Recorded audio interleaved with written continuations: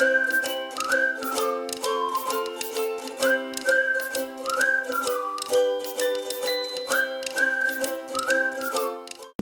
chúng tôi lắp ráp cầu trục.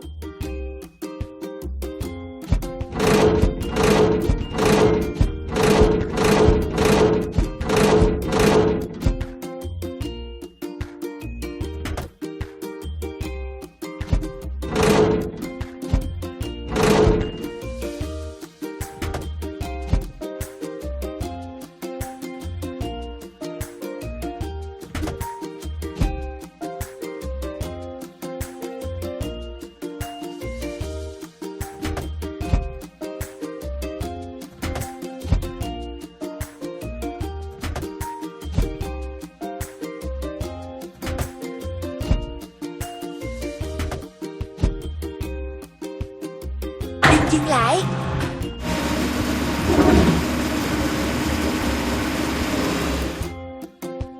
Đầu tiên chúng ta phải làm đầy nó, cầu trục.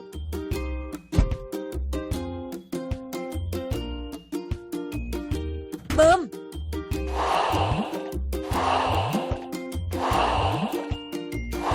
Bạn đang làm thật tốt.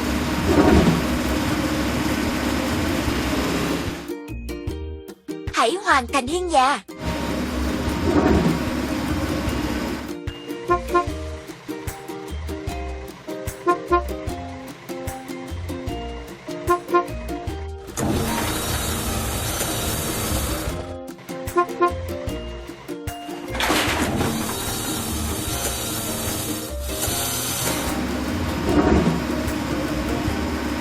Hãy loại bỏ vết rỉ sét khỏi máy.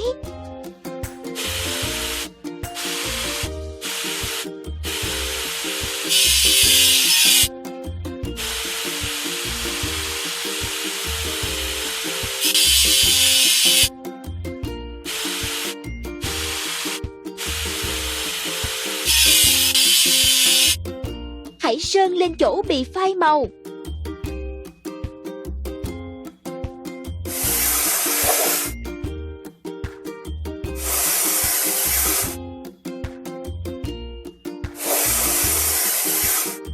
Đừng dừng lại.